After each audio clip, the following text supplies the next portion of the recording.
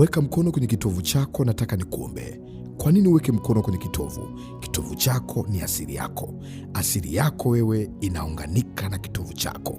Kitovu chako kina mahusiano makubwa na asili yako. Nataka niombe na wewe kwa habari ya asili uliotokea. Kuna watu wengine mmezuiliwa kwenye mambo fulani fulani. Ni kwa sababu kwenye familia yenu hakuna mtu amewahi toboa kwenye jambo hilo. Hakuna mtu amewahi kuvuka kwenye jambo hilo. Kwa unajikuta kwenye uzao wa mama yako, wewe unapambana kuvuka hapo. Kumbe ni kwa sababu kwenye asili yenu hakuna mtu ambaye amekuvuka hapo. Kwa asili inang'ang'ana, inasema hakuna kwetu anayeweza kuvuka hapo. Leo kwa kuweka mkono kwenye kitovu hicho, ninaendelea na ninakutamkia ukombozi kwa jina la Yesu wa asili yako. Haijalishi asili yako ilichafuliwa, haijalishi asili yako ilinajisiwa. Leo katika maombi haya, chochote ambacho kilichafua asili yako leo kinaenda kukuachia.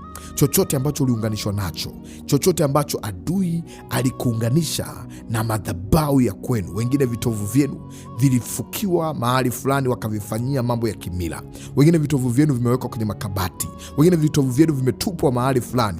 Wataalamu wanaojua asili wamevichukua wakavifanyia madawa fulani. Leo katika jina la Yesu, yeyote ambaye alichukua kitovu chako, iwe ni ndugu, iwe ni nani kwenye familia, alafu akakitumia kwa ubaya, hicho kitovu leo kinaenda kukombolewa.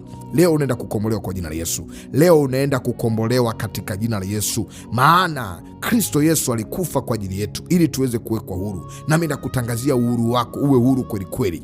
Baba, katika jina la Yesu, asante kwa ajili ya mpendwa huyu ambaye amegusa kitovu chake, amejikonekti na maombi ni dawa kwa imani. Nami naingia katika ulimwengu wa roho, naenda mpaka mahali ambako alizaliwa, naenda mpaka siku aliyozaliwa, naingia katika ulimwengu wa roho, naachilia nguvu zako kupitia jina la Yesu Kristo. Natangaza katika ulimwengu wa asili yake ya kwamba mtu huyu anaenda kukombolewa leo katika jina la Yesu. Kila msimamizi wa asili ambaye anasema kwamba wote watakuwa na hali moja, wote watazuiliwa kwenye kitu kimoja, natangaza kwa jina la Yesu Kristo aliye hai, kwa mamlaka ya Yesu, wakuachie.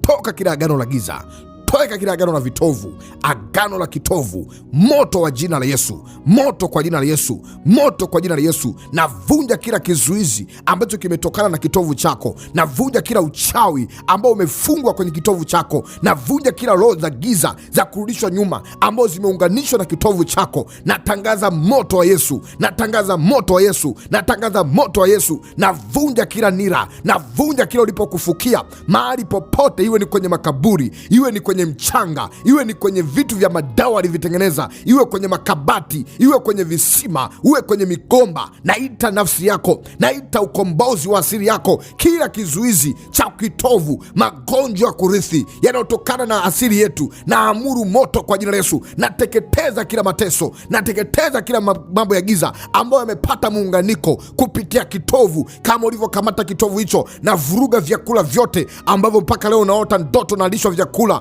unakula vyakula vya wafu. Nakomboa nafsi yako, nakomboa kitovu chako, naita kitovu chako, naachilia ukombozi wa kitovu, ukombozi wa kitovu, ukombozi wa kitovu, ukombozi wa kitovu kwa jina la Yesu. Asili yako inakombolewa, chanzo chako kinakombolewa. Haijalishi wazazi wako wako hai au walikufa, ikiwa jina la Yesu liko hai, linaenda kutenda kazi sasa. Nalipua hizo misingi, nalipua hizo madhabahu mahali popote wanapokung'ang'ania, walipokamata asili yako, walipokamata maisha yako, walipokamata mipenyo yako, wakuachie kwa jina Yesu. Navunja kongwa la laana siku uliozaliwa, pengine ulitamkiwa mabaya. Navunja kila maneno magiza, navunja kila uchafu waliokupaka, navunja kila uganga wa kipepo, moto kwa jina Yesu. Kila cha kulisishwa na kiondoa kibaya, toka kwa jina la Yesu, toka kwa jina la Yesu, toka kwa jina la Yesu. Moto wa Yesu, hiyo nguvu inapita, hiyo nguvu inapita. Hapo ulipo wewe uliyekamata nafsi ya mtu huyu, uliyekamata kitovu, haya mwachie sasa. Wewe ni nani? Kwa nini umemkamata? Kwa nini umemfungia hapo? Na kuapisha na kuamuru kwa jina la Yesu, na kuamuru kwa damu ya Yesu, na kuamuru kwa jina la Yesu, toka. Achia nafsi ya mtu huyu, achia kitovu chake, achia apige hatua zake, achia aende mbele, achia miliki, achia apone.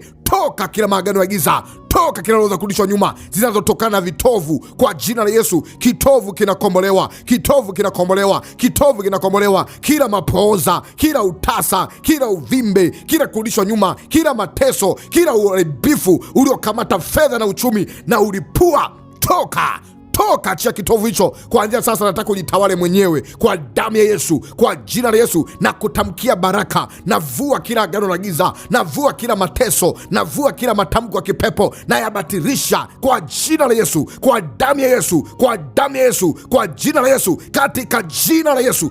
Nasambaratisha kila nguvu za giza, hofu, magonjwa kujirudia, mitisho vya giza kurudishwa huko ulikotoka. Unaota ndoto huko kule. Leo naita nafsi yako, njoo kwa jina la Yesu, njoo kwa jina la Yesu, rudi kwa jina la Yesu. Narejesha kibali chako, narejesha mipenyo yako. Kuanzia sasa uwe huru, kuanzia sasa uwe huru. Uwe huru mbali na kuonewa, uwe huru mbali na aibu, uwe huru mbali na mikosi. Kuanzia sasa natangaza neema ya Bwana ikukomboe kwa jina la Yesu. Nakikomboa kitovu chako kwa damu ya Yesu. Nakomboa kwa mara ya kwanza, nakomboa kwa mara ya pili, utasikia nguvu ya Mungu. Kwa mara ya tatu utasikia nguvu ya Mungu. Kwa mara ya 4, kwa mara ya 5, kwa mara ya 6, kwa mara ya 7, natangaza ukombozi wa kitovu chako kwa jina la Yesu. Umekombolewa. Kuanzia sasa mibaraka ikujirie. Magonjwa ya asiri yaliokuwa yanajitokeza kwako nimeyafuta. Natapisha kila vitu vya giza. Unasikia tumbo lako limechafuka, unasikia mwili uko unatetemeka, unasikia kuna vitu vinakimbia, usiogope. Rudisha nyuma maombi haya, endelea kuomba. Natangaza ufungulivu kwako.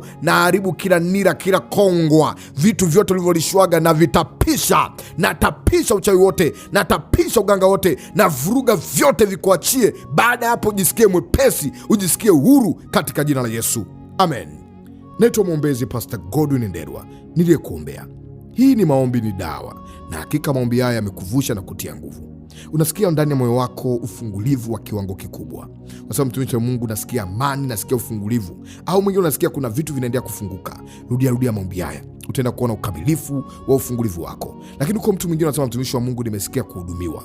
Ndani ya moyo wangu nasikia msukumo wa yali ya kwamba nisindikize sadaka yangu, nisindikize maombi yako, sadaka yangu ya ukombozi wa kitovu changu. Achia sadaka yako ya ukombozi wa kitovu chako. Ni muhimu sana katika ulimwengu wa roho. Kuna watu vitovu vyenu vilikuwa vina mahusiano makubwa na kuzuiliwa kwenu. Kuna kitu kimeendelea katikati ya maombi haya. Unasema, mtumishi wa Mungu, nataka niachie sadaka yangu ya yali ya kukomboa, ya kukamilisha ukombozi. Pengine walitoa sadaka kunifunga, pengine walitoa sadaka kwa miungu, kwa waganga, ili waniunganishe. Wengine namna mlivyozaliwa, wazazi wenu walitafuta watoto kwa muda mrefu hawakupata, wakaenda kwa waganga, mkapatikana.